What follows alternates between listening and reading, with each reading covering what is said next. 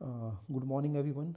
Let's carry forward the previous discussions which were moving around bead science, and today we are going to have a discussion over bead management. So, coming straightway to the topic, bead management is the application of principles and suitable methods that will improve the vigor and uniform stand of the crop. It is a process of limiting bead infestation and suppressing it or completely destroying it. तो ये ऐसा application और of principles and methods है जो कि crop के vigour और uniform stand को एनहेंस करेगा, इम्प्रूव करेगा. At the same time it is limiting of Beed infestation, suppressing it और completely destroying it.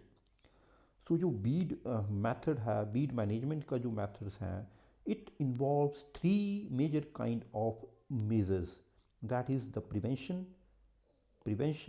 eradication and control.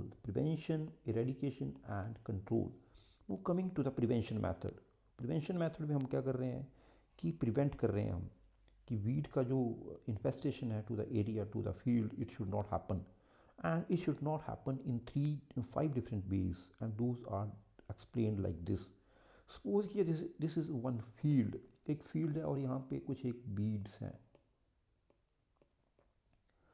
अब सबसे पहला मेथड ये है कि we have to clean the field. तो इसको क्लीन करने के लिए हम इन बीड्स को यहाँ से हटा देंगे. So we will remove these weeds from this area. So the first method is the clean the area. We are going to clean this area. Second is हम इस फील्ड में क्रॉप लगाने के लिए we are going to use manures and we are going to use seeds and manures का हम इस्तेमाल करने जा रहे हैं, या फिर कोई बाहर से प्लांटिंग मटेरियल का इस्तेमाल करने जा रहे हैं जो इस फील्ड में जाके प्लांट होगा. तो हमारा जो सीड है इट शुड बी क्लीन. सबसे पहले जो हम अगर सीड इसमें यूज़ करें, that seed should be clean. Manure जो कर रहे हैं तो manure should be well decomposed and it should B free from any Beed. And जो हम इसमें प्लांट लगाने जा रहे हैं, that plant should follow the quarantine and some legal measures should be adopted prior planting this plant into the field. Suppose किया कि हमारे इन चारों मेजर्स करने के बावजूद भी हमारा जो है वो बीड जो है वो बाहर फैलने की कोशिश कर रहा है to the new area. So we have to prevent the infestation of this weed to the new areas. So इसी तरह से हमने जो अपना प्रिवेंशन के अंदर करना है, that is the clean seed, then clean area, decompose manure, prevent entry to the new areas, follow quarantine and legal measures. So these are the different methods which are being followed under the prevention measure. Now coming to the second measure, that is eradication. Eradication जो है, it is a complete removal of all live plant parts and seeds of the bead from an area. It is generally not practiced as bead secretes soil nematicides. Beed क्या करते हैं, soil नेमेटिसाइड्स secret करते हैं जो कि किसको इन्वेड करते हैं, सॉइल की, जो प्लांट्स की डिजीज़ को. जैसे कि हम एग्जांपल लेंगे इसमें, soil nematodes, soil root knot species जो होती हैं उसको ये इन्वेड करता है. कौन करते हैं, certain chemicals are being released, certain chemicals are being exuded by the roots of the beads which invade certain species which cause diseases to the crop plant such as root knot species. इसको हमारा जो है soil नेमेटिसाइड्स जो है इसको invade करते हैं और it is good for soil health. But in certain classes of weeds this eradication method is quite preferable and those weeds are Striga, Cuscuta and Lantana. अगर ये 3 तरह की वीड्स हैं, स्ट्रिगा, कुस्काटा एंड लेंटाना, तो हम eradication method को follow करने का जो है it is quite preferable. No coming to the third major and that is control में हम क्या करने जा रहे हैं कि infestation is reduced but not eliminated. Infestation को रिड्यूस किया जा रहा है but it is not eliminated. No इसके अंदर हम क्या कर रहे हैं कि इसके अंदर हम चार या पांच जो है मेजर्स अलग अलग अपना रहे हैं। First one is the cultural, then the physical, biological, chemical, and इन सब का मिक्सचर जो है that is the integrated weed management. तो इसमें हम कैसे कर रहे हैं? The first is the cultural method में हम क्या करने जा रहे हैं? Modification of the agricultural practices to suppress the weed growth. Cultural method में हम अपनी एग्रीकल्चरल प्रैक्टिसेस को मॉडिफाई कर रहे हैं, जिसके कारण क्या हो रहा है? Suppression of the weed growth, suppression of the weed is happening. इसके अंदर हम डिफरेंट मेथड्स अपनाते हैं। The first one is the competitive principle. Second is the selective crop simulation. Third one is the planting methods, we modify that. Fourth one is the crop rotation. Fifth one is the summer fallowing, and the sixth one is the flooding and drainage. Then competitive principle lacks from the adequate population. Competitive principle means the हम अपने जो crop को जो है वो we are going to give an edge to our crop with respect to the our weed. हम कैसे करने जा रहे हो कि हम सबसे पहले जो अपना जो सीड है, सीड की जो क्वालिटी है, seed quality it should B have a good vigour. तो ऑटोमेटिकली हमारी जो क्रॉप है इसको जो है कम्पिटिटिव एज मिलने वाला है।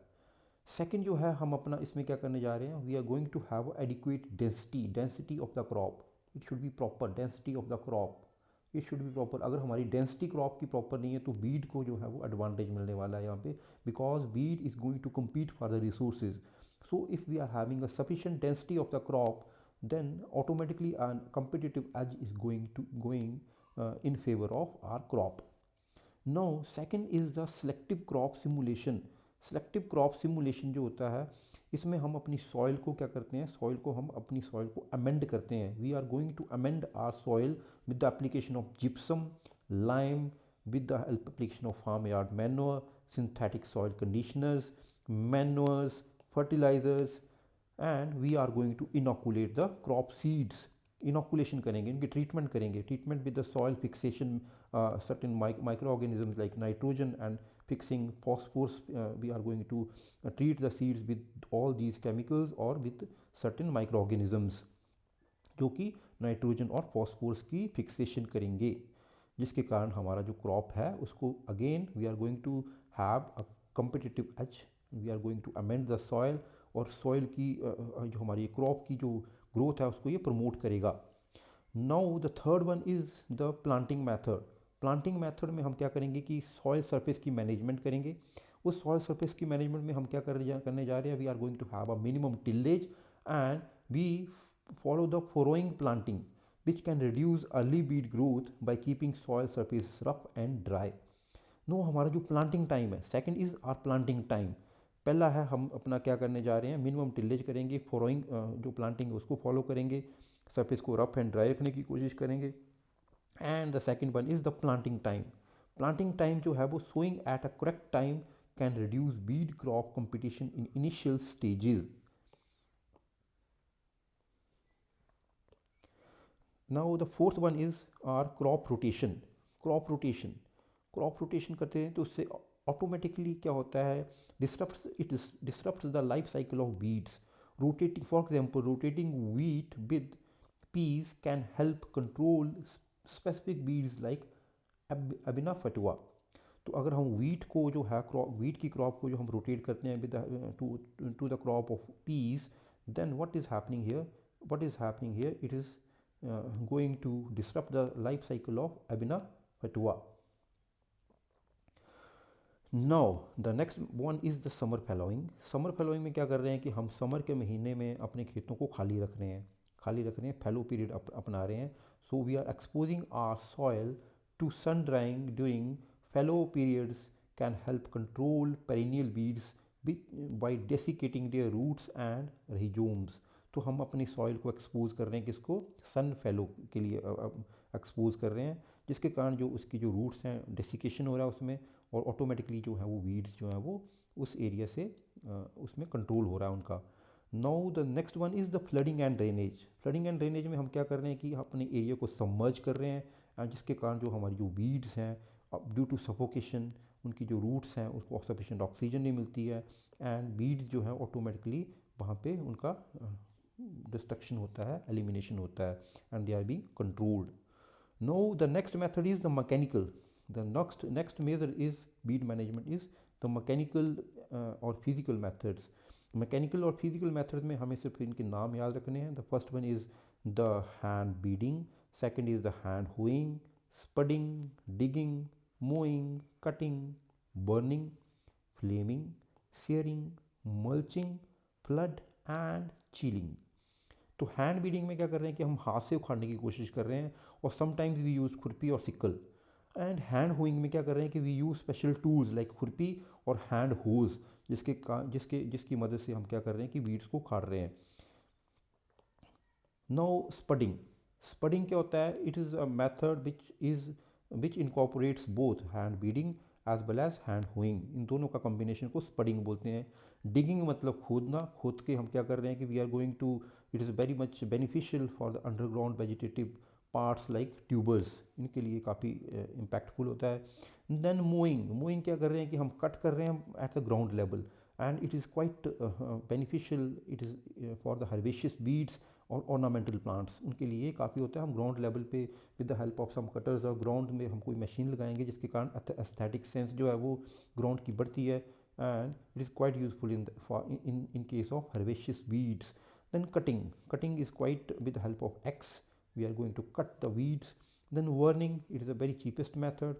Then flaming, momentarily exposure of beads to as high as 1000 degrees centigrade from flame throwers. Then coming to searing. Searing is another a method of flaming. हम repetitive exposure कर रहे हैं with the help of flames. Then coming to mulching. Mulching is we are covering the surface of a field with a black sheet और grass, जिसके कारण automatically greenhouse effect create हो रहा है, temperature बढ़ रहा है, and weeds are being suppressed. Now the flood जो मेथड था वो कल्चरल मेथड भी था, here again it is being used. Then chilling is raking of the soil and weeds with speed like implement in tea gardens.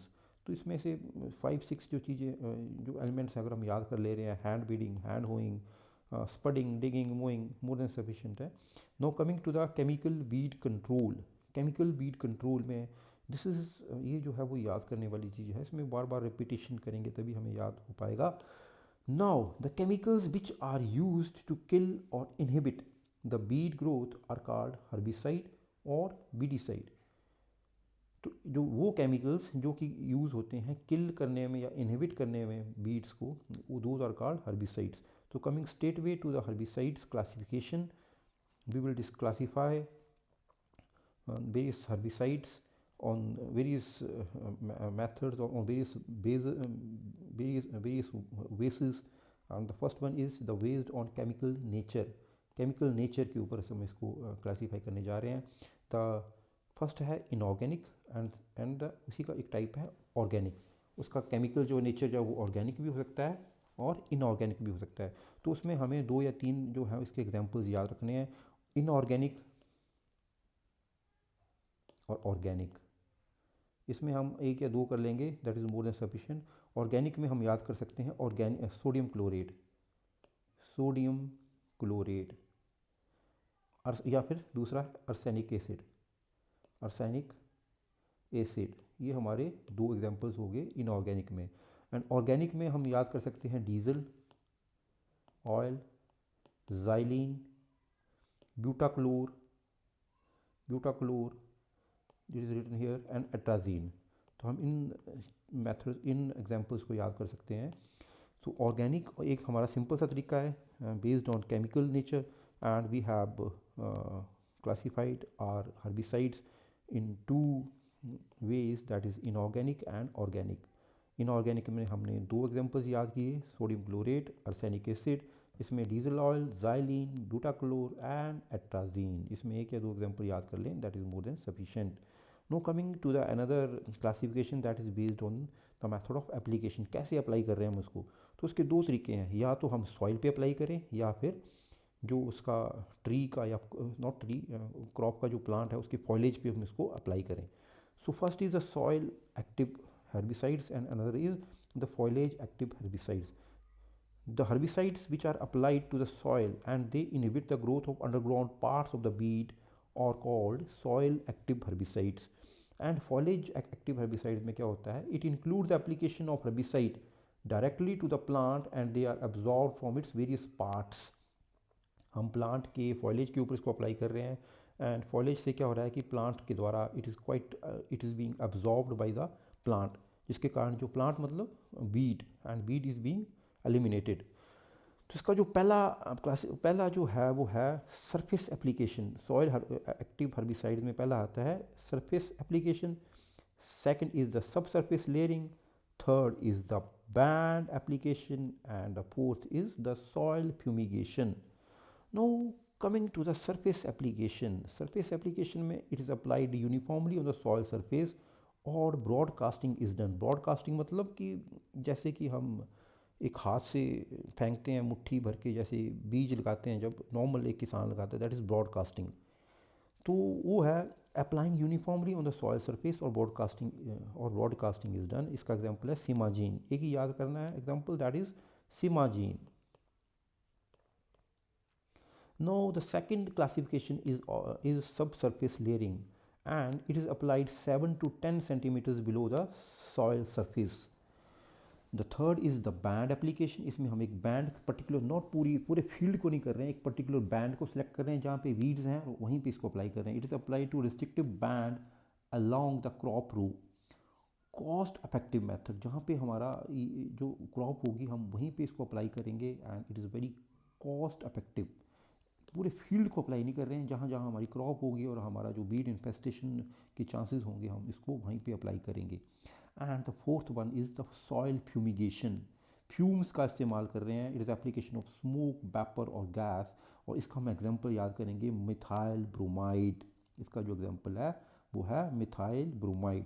It is also in form of soil injection and इसका जो example है chloropicrin. तो again हम examples याद करेंगे. First का जो हमारा सॉइल सरफेस एप्लीकेशन था एग्जांपल इज़ सिमाजीन. सेकंड का कोई हमने एग्जांपल याद नहीं किया. It is applied 7 to 10 centimetres below the surface of soil surface.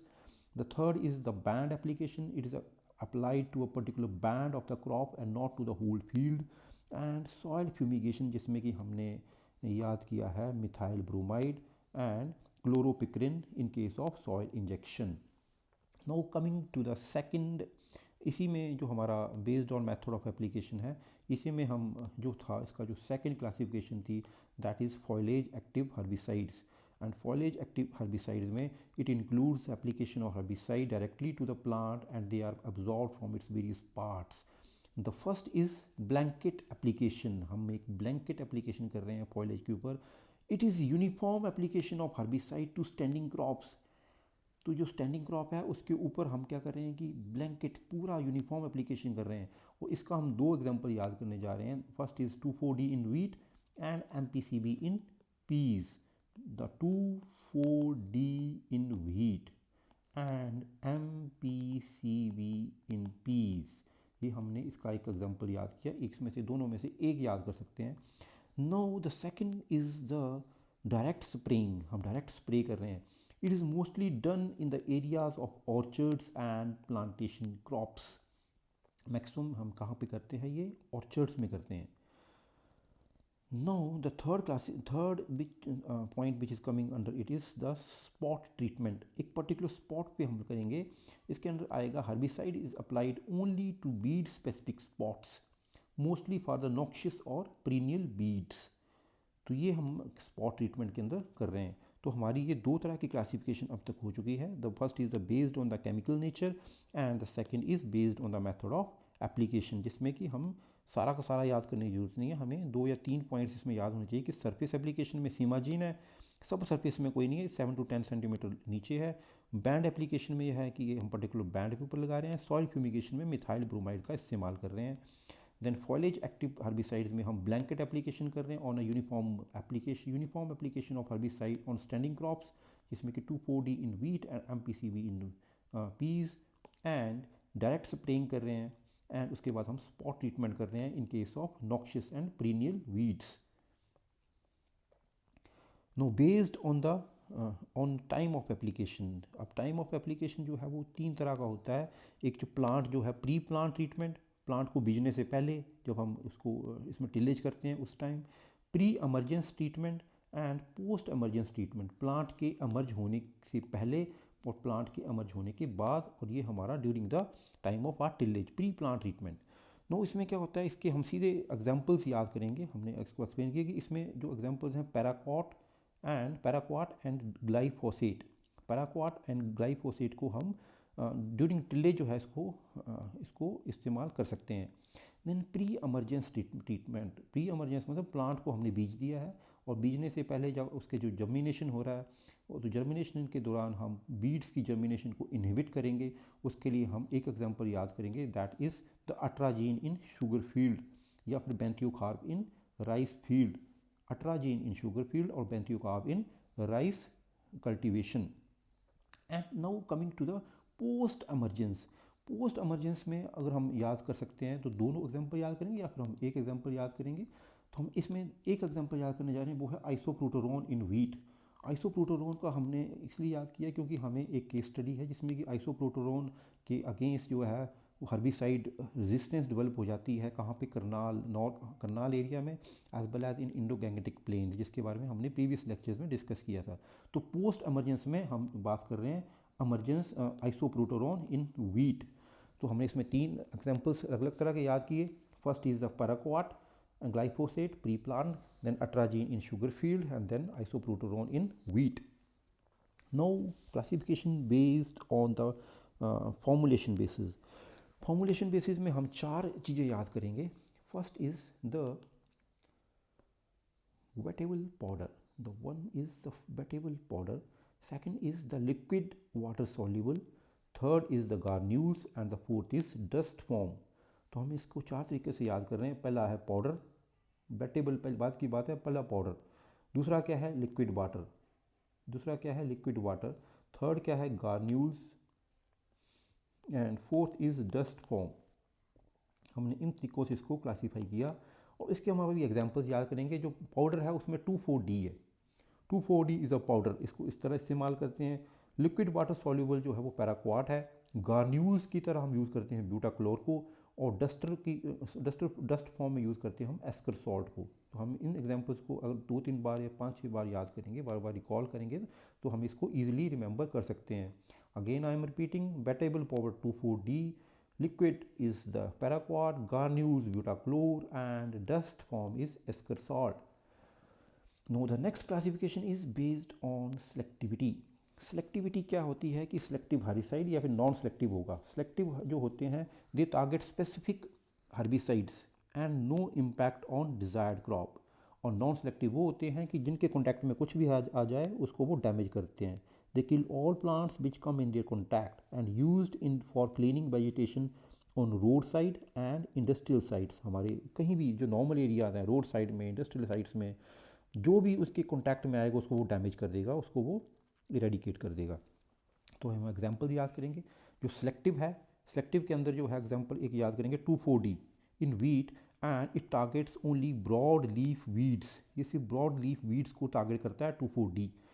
और हमारी जो 2 सदाबहार जो है वो है ग्लाइफोसेट और paraquat.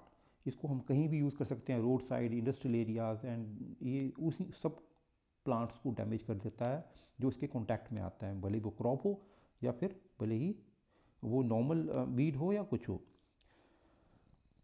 Now based on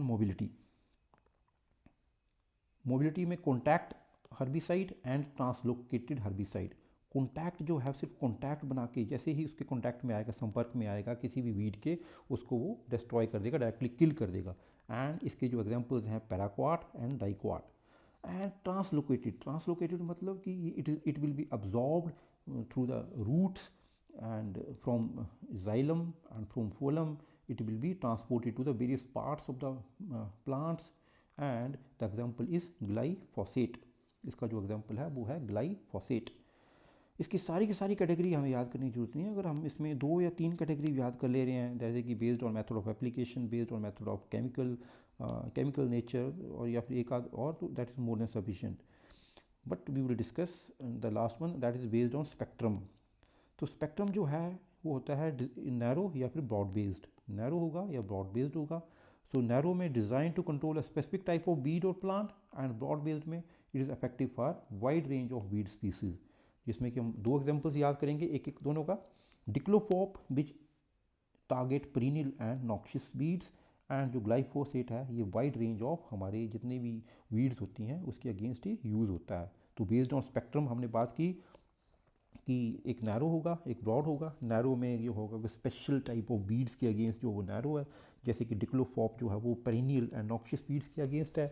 and जो ग्लाइफोसेट है it is used for wide range of weeds.